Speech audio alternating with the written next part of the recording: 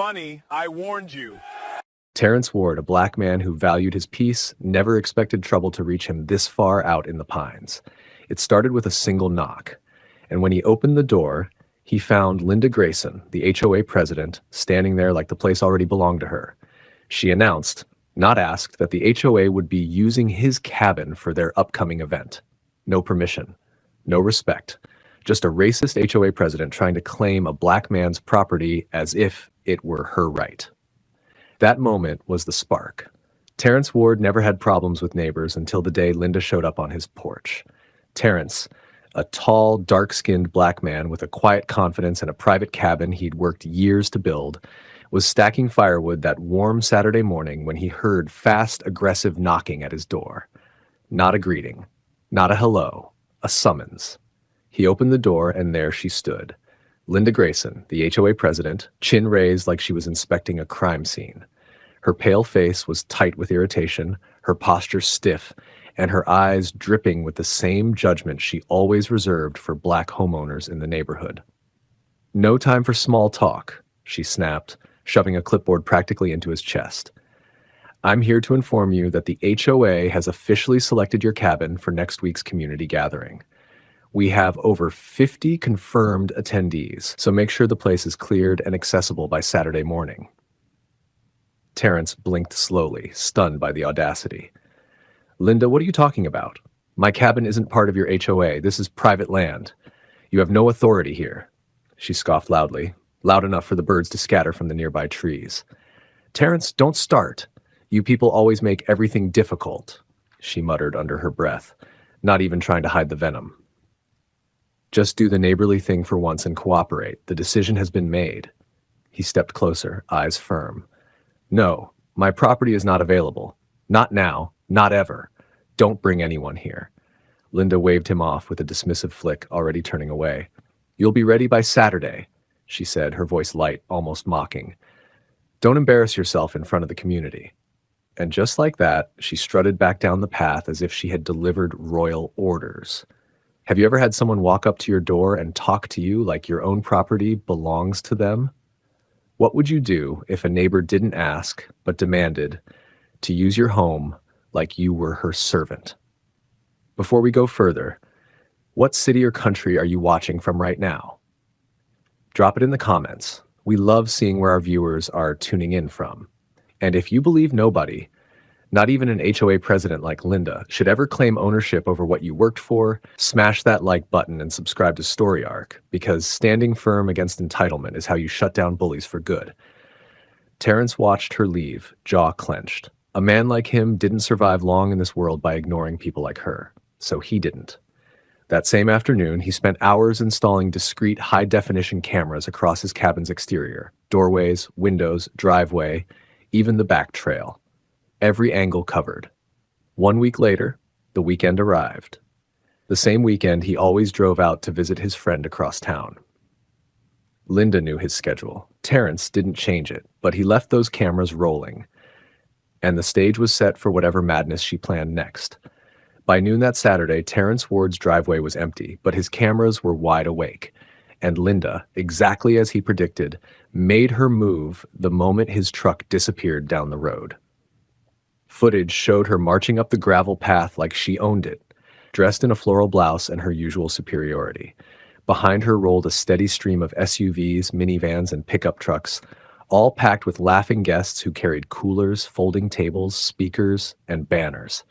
Linda waved them in with both hands, smiling wide like a queen hosting a festival. "Spread out. This whole cabin belongs to the HOA for the day," she shouted proudly.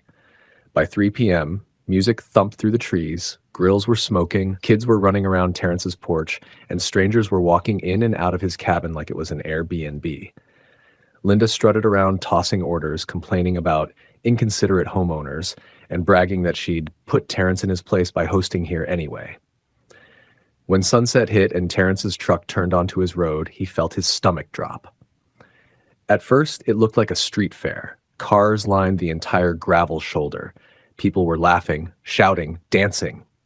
And then he saw it, his cabin filled with bodies, music blasting from inside his living room, and Linda herself standing at the door, ushering more people in. He slammed his brakes so hard gravel flew. Terrence jumped out, fury flashing in his eyes. "Linda," he yelled, storming toward her. "What the hell is going on in my house?" Linda turned casually, sipping lemonade like she was on vacation. "Oh, Terrence, relax. We already started. No point ruining the fun. Don't be a bad blood over something this small." "This small?" he snapped. "I told you this property is private. I told you no." She shrugged, eyes rolling. "And I told you the community has needs. You weren't using the cabin anyway. Stop acting dramatic." That was it, the final spark. Terrence stepped past her toward the gate with a cold resolve settling into his bones. If she wanted a scene, he was about to give her one the whole neighborhood would never forget. Terrence didn't waste another breath arguing. He walked straight past Linda, his footsteps heavy with controlled rage. She kept talking behind him, babbling about community spirit and being cooperative, but he wasn't listening anymore. He headed directly to the iron gate at the end of his driveway, grabbed the latch, and slammed it shut so hard the metal rang out through the trees. Then he locked it. Not once. Not twice. He locked it 3 times. Linda froze. Her lemonade cup trembled in her hand. "Terrence, what are you doing?" she snapped, eyes wide. Terrence turned slowly, his voice low and steady. "Exactly what should have been done the moment you stepped on my land. Making sure every last trespasser stays right where they are until the police arrive." Linda blinked, stunned. "Police? For what?" "You can't lock people in. They need to leave. The event is ending." Terrence stepped closer, towering over her. "You're not ending anything. You started an illegal event on my private property. 50 people walked into my cabin because of your lies. And nobody's going anywhere until this is handled properly." Linda's voice cracked as she tried to regain control. "Open that gate right now. I'll call the sheriff myself and tell them you're holding people against their will." He didn't even flinch. "Don't bother. I already called them. They're on their way." For the first time all night, Linda's face drained of color. "You called them?" she whispered. 15 minutes ago, Terrence said calmly, "before I even walked over here." Inside, guests tugged at the gate and panicked. "What's going on? Why is the gate locked? Linda, what did you do? You said this was your cabin. You lied to us. You said the HOA booked this place." Linda backed up, stammering. Then came the blue and red lights. Police cruisers pulled up. Officers stepped out. Linda ran toward them, shaking. "Officers, thank God you're here. He locked innocent people inside his property. He's blocking a community event. You need to remove him immediately." The officers looked at Terrence, calm and steady. He explained everything. The refusal, the trespass, the lies, the footage. The deputy asked the crowd, "Did she tell you this was HOA property?" "Yes," they all shouted. "She lied. She brought us here under false pretenses." Terrence folded his arms. "Officer, I'm pressing charges." The deputy looked at Linda. "Ma'am, put your hands behind your back." "What?" "You can't. He's the one." But the cuffs clicked. She was walked to the cruiser in silence. Terrence stood tall, the only calm one. Justice had arrived. Her reign was over. If you believe no one has the right to cross your boundaries, rewrite your rules, or take your space without permission, smash that like button and subscribe to Story Arc.